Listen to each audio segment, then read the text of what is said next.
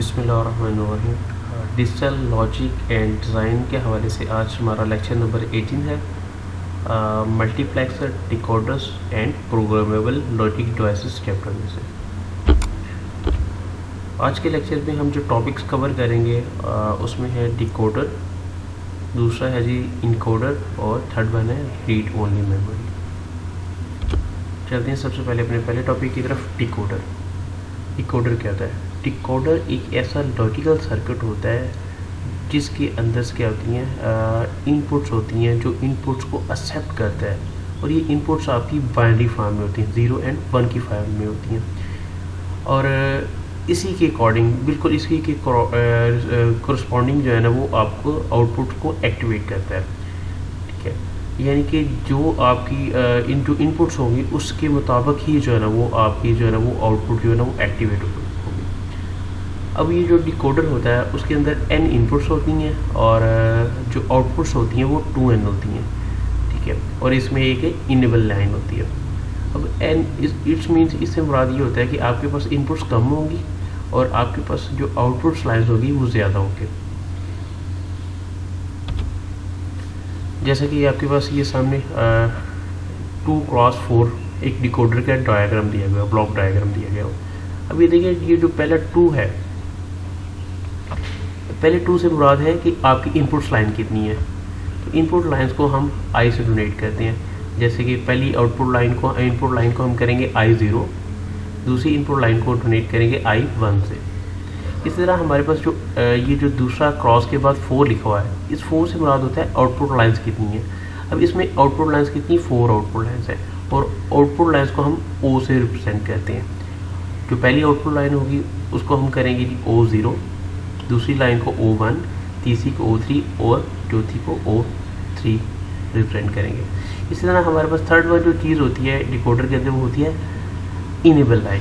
अब ये जो इनेबल लाइन है इसकी 2 स्टेट्स होती हैं, या तो ये 0 होगी और या क्या होगी 1 होगी।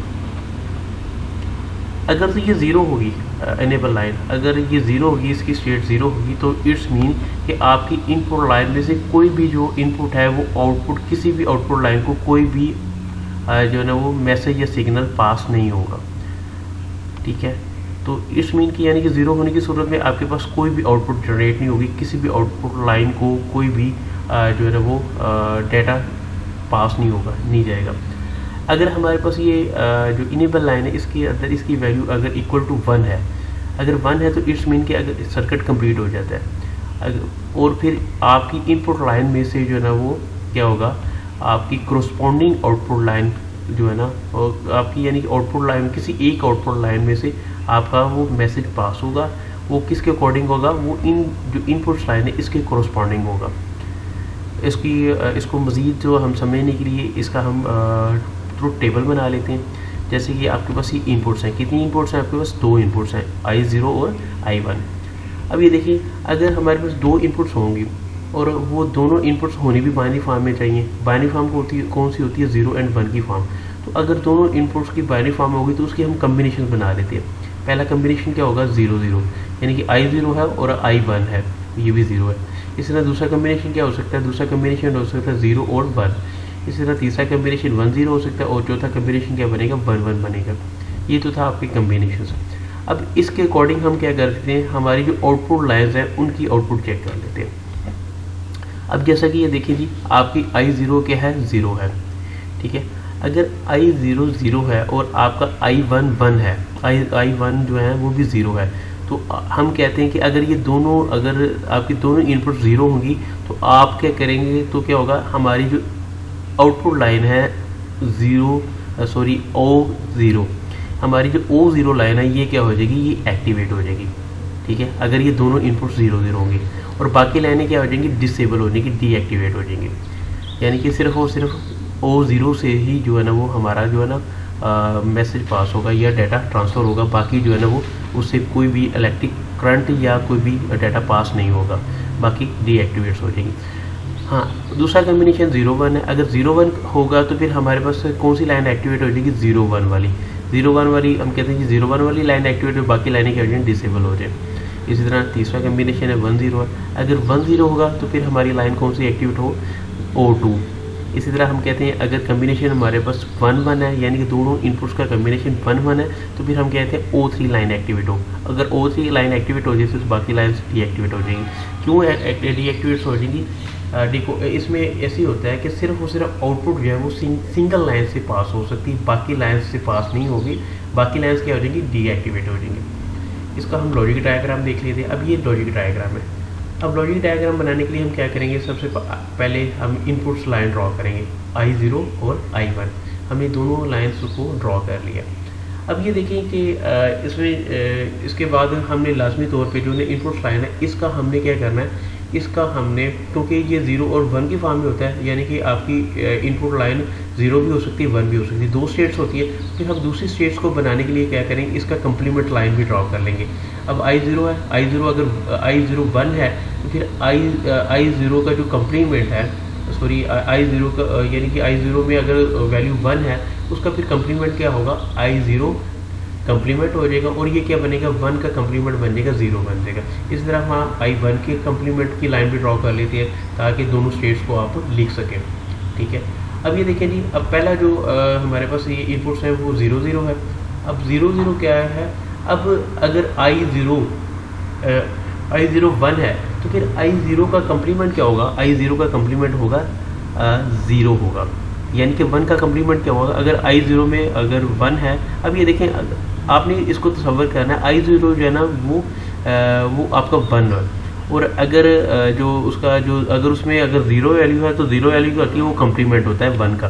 ठीक है, तो फिर आपने क्या करना है? I0 का जो कंप्लीमेंट लिया, ठीक है, तो ये देखिए जी कंप्लीमेंट लिया 0 बन गया, और 0 वाली लाइन जो है ना ये आपको और गेट को जाएगी। इसी तरह ये दूसरी वैल्यू I1 भी आपकी 0 है, तो I1 भी 0 है, तो I1 0 कब होगा? I1 0 तब होगा जब I1 का कंप्लीमेंट होगा। अब जब I1 का कंप्लीमेंट होगा तो इसको भी हमने क्या किससे कनेक्ट कर दिया? इसको भी हमने इस गेट से कनेक्ट कर दिया। ये हमारा पहला गेट बन गया। अब पहला गेट बन गया, 2 इनपुट्स जा रही हैं इसमें से, यानी कि 2 स्टेट्स जा रही हैं। कौन सी इनपुट्स जा रही हैं? 0 0, दोनों की 0 0 जा रही है, और उससे हमारे पास सिंगल आउटपुट जनरेट हो रही है, और वो कौन सी है? वो O0 है। ठीक है, इसी तरह हम दूसरी लाइन ड्रा कर लेते हैं। अब दूसरा कम्बिनेशन देख लेते हैं 0 1।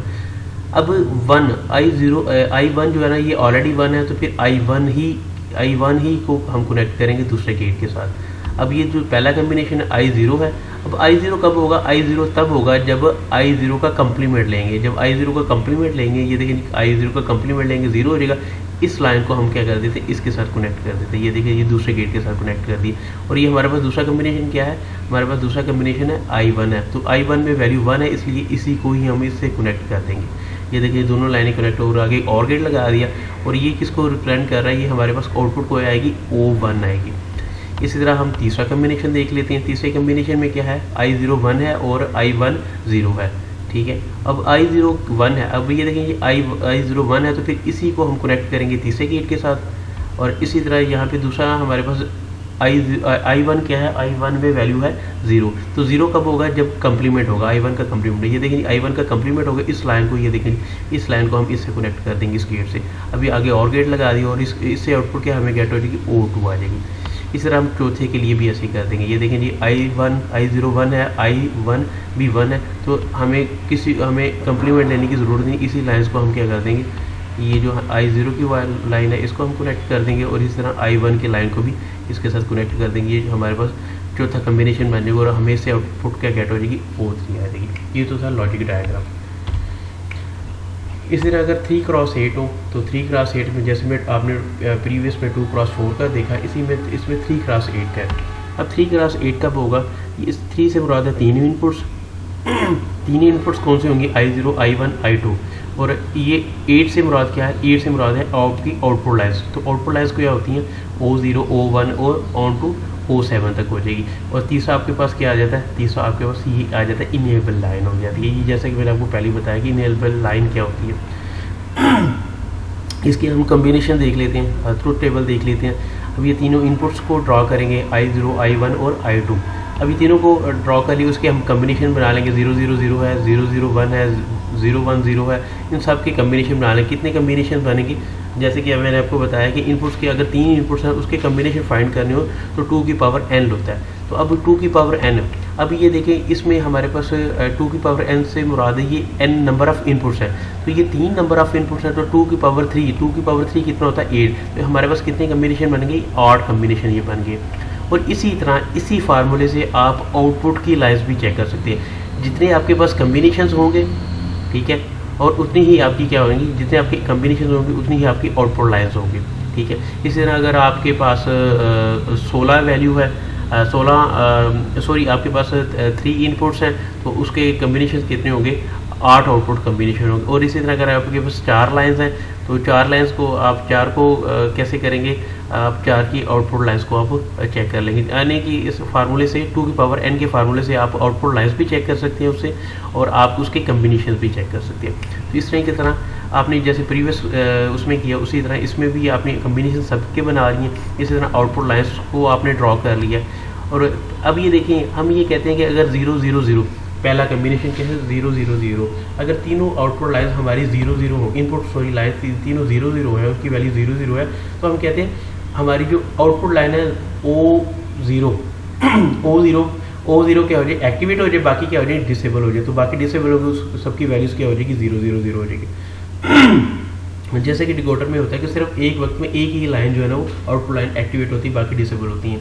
अब दूसरा कम्बिनेशन है 0 0 1 है। अब जब 0 0 1 होगा तो हम कहते हैं O1 जो है ना ये एक्टिवेट हो जाए, O1 एक्टिवेट हो जाएगी, बाकी सारी लाइन्स आपकी डिसेबल हो जाएंगी और उसके अंदर वैल्यूज़ क्या आ जाएगी 0 0 आ जाएगी। इस तरह तीसरा कम्बिनेशन है 0 1 0 है, इसके अंदर जो है ना वो O2 एक्टिवेट हो जाएगी। इसी तरह 0 0 0 1 1 है, इस सूरत में कम्बिनेशन की सूरत में आपकी O3 लाइन एक्टिवेट हो जाएगी, बाकी डी एक्टिवेट हो जाएंगी। जो डी एक्टिवेटर्स उनके अंदर आप 0 0 लगाएंगे और जो एक्टिवेट लाइन होगी उसके अंदर आप 1 लगाते जाएंगे। तो इस तरह करके आपके पास डायगनली तौर पे ये जो देखें डायगनली तौर पे आपके पास 1 1 आ गया। तो इस तरह आप ये सारा जो है ना वो फ्लो चार्ट को कंप्लीट कर लीजिएगा, सॉरी आप ये ट्रूथ टेबल को कंप्लीट कर लीजिएगा। इसका अगर हम लॉजिक डायग्राम बनाना चाह रहे हैं, लॉजिक डायग्राम कैसे बनेगा, अब इसी तरह सबसे पहले आपने क्या करना है, लॉजिक डायग्राम बनाने के लिए आपने तीनों इनपुट्स लाइन को ड्रॉ करना है। कितनी इनपुट लाइन को 3 है, I0 है, I1 है और I2 है। जब तीनों इनपुट्स लाइन को आपने ड्रा कर लिया तो आपने अब क्योंकि इनपुट ये जो I0 I1 और I2 है इसकी ये 1 को शो करता है, ठीक है। तो ज़ाहिर बात है आपके पास 2 स्टेट्स होंगी, तो बाइनरी फॉर्म में होती हैं आपकी इनपुट्स, तो 0 और 1 की फॉर्म में होती है, तो लिहाजा आपको पास अगर 1 है तो उसके लिए तो आपने I0 I1 और I3 ड्रॉ कर लिया, ठीक है। अगर इन इनपुट्स लाइन में से अगर 0 को पास करना हो तो फिर उसके लिए आप क्या करेंगे, इस ये जो I0 I1 और I3 जो आपकी लाइंस है इसकी अपनी कंप्लीमेंट्स लाइंस भी आपने ड्रॉ कर लेंगी, तो इस तरह आपके पास 6 लाइंस बन जाएगी, ठीक है। तो आपने इसके लिए आपने क्या करना है, I0 की अपनी कंप्लीमेंट लाइन I0 कंप्लीमेंट, इसी तरह I1 की कंप्लीमेंट लाइन I1 कंप्लीमेंट, और इसी तरह आपने तीसरा I2 कंप्लीमेंट लाइन, ये 6 आपकी टोटल लाइंस गेट हो जाएगी।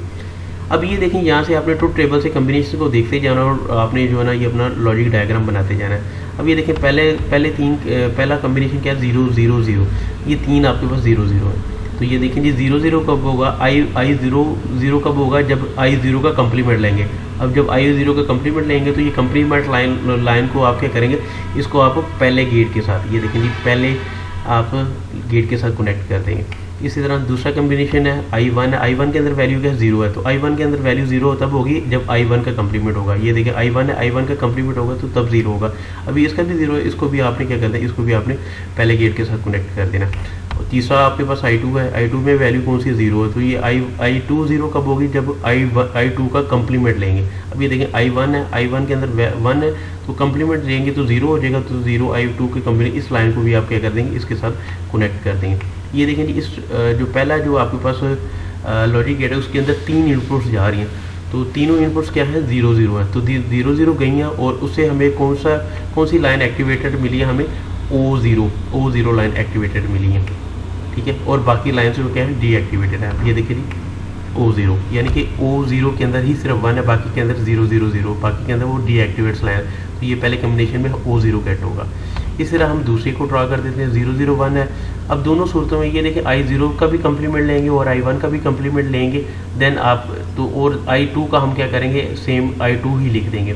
ये देखें जी दूसरे कम्बिनेशन के दूसरे उसके लिए I0 का कम्प्लीमेंट, ये देखें जी ये चला गया, और इस तरह I1 का कम्प्लीमेंट, ये देखें ये लाइन ये भी चला गया, और इसी तरह तीसरी इनपुट के लिए हम, क्योंकि उसमें 1 है, तो फिर I0 का I2 का कम्प्लीमेंट लेने की ज़रूरत नहीं, I2 की लाइन को ही हम क्या कर देंगे, इस गेट से कनेक्ट कर देंगे।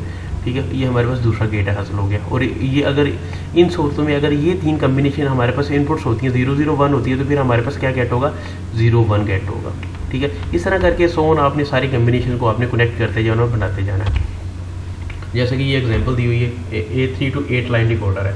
ठीक है, इसके अंदर क्या है, अब ये देखिए जी, आपकी इनपुट्स लाइन क्या है, ABC है, और 3 to 8 लाइन डिकोडर लिखा हुआ है। तो आपके पास जो पहला आउटपुट लाइन है वो Y0 है, Y1 है, Y2 है, ये आपके पास ऑन Y2 7 तक आ जाएगा।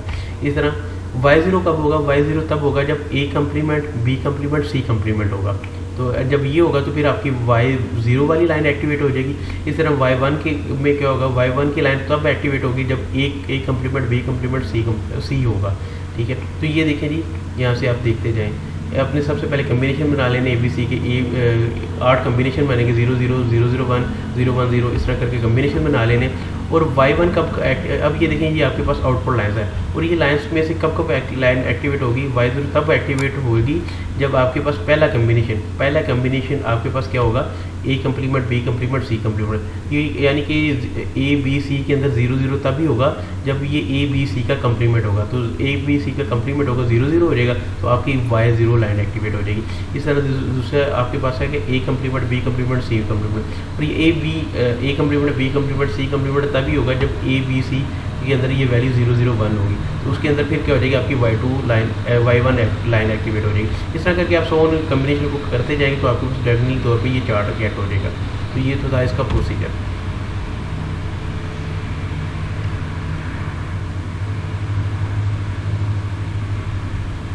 अब ये हमारे पास एक और डिकोडर की एग्जांपल देखते हैं, 4 to 10 लाइन डिकोडर है। अब 4 to 10 लाइन डिकोडर की एग्जांपल भी सेम एज इट इज़ है, जैसे कि हमने 3 to 8 डिकोडर किया है, 2 to 4 डिकोडर किया है, इसको भी आप जो है ना इसी तरह हल करते जाएँ। अब इसमें 4 से मुराद है 4 इनपुट लाइन है, और 10 से मुराद है 10 जो है ना आउटपुट लाइन है। तो 4 इनपुट लाइन है, तो 4 इनपुट लाइन से मुराद यही है कि ABCD 4 इनपुट लाइन आ जाएगी, और इसी तरह इसकी 4 ही जो है ना वो A कम्प्लीमेंट की लाइन आ जाएगी, B कम्प्लीमेंट की लाइन आएगी, C कम्प्लीमेंट और D कम्प्लीमेंट। इस तरह आपके पास चार हो जाएंगी जिनकी आपकी 2 लाइन्स ड्रॉ होगी, एक